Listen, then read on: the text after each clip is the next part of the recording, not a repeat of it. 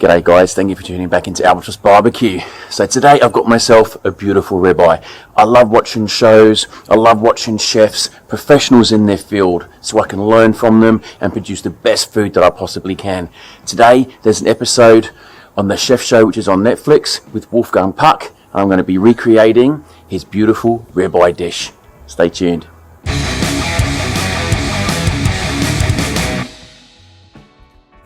First things first, let's light it up. We're going to be cooking this one over hot coals on my Patagonia grill. We're going to be getting one side of the grill nice and hot, and the other one is going to be left free and empty for when she's resting.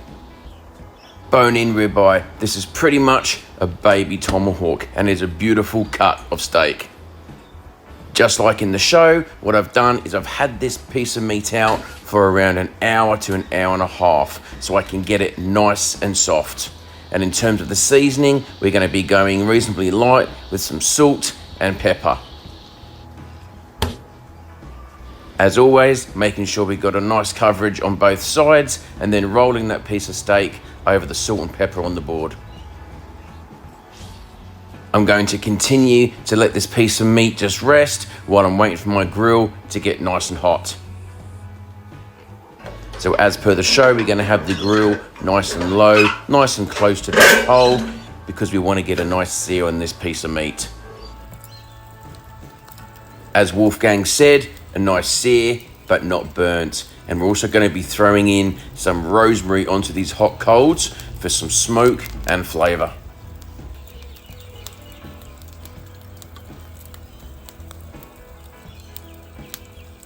We're going to cook it like this for around 7 minutes and then turn it over and repeat.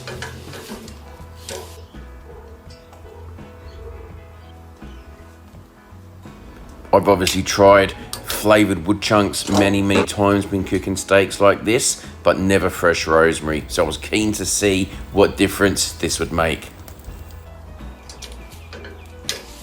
I'm getting a nice sear now, so it's time to just check for a little bit of tenderness for the temperature. And as Wolfgang said in the show, if you press against your thumb, that'll be an indicator for what is rare versus what is medium rare.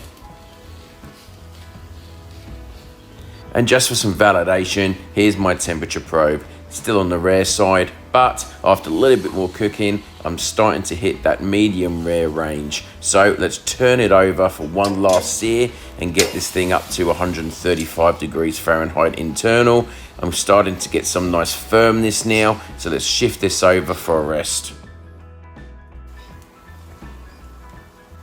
Upon moving this over, I'm just going to shift it over, but make sure the bone side is facing the heat. That steak has some absolutely beautiful color there. I cannot wait to dig in. But what I'm going to do now is get my sizzle plate out along with some butter and some fresh thyme. My steak has now rested for about 15 minutes, so let's slice her up. Starting along the bone, and then we're going to get some reasonably thin slices of bone-in ribeye.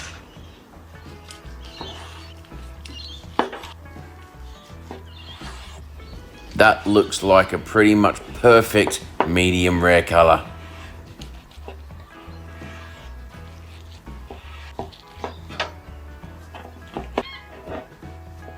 I'm going to group this back together because I'm going to pick it up and serve it on the sizzle plate.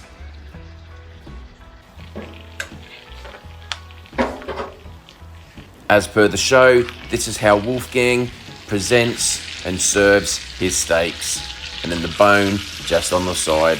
And just look at that. That looks absolutely outstanding. I cannot wait to dig in and give this a try.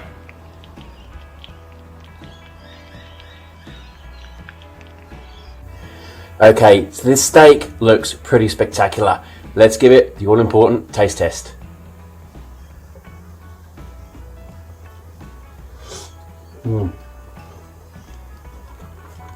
That's good. Salt, pepper, butter, thyme, sizzle plate. How good is that? Absolutely beautiful. Very happy with that result. Thanks for watching, guys. We'll see you again in the next one. Thanks for watching. Cheers. One thing I forgot to do before that taste test was a little bit more salt, which Wolfgang does every single time. But I did sprinkle a little bit more on before my dinner, and trust me guys, this was an absolutely fantastic steak.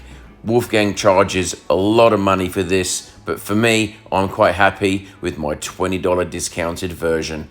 Absolutely beautiful. Thanks for watching, guys. See you again in the next one.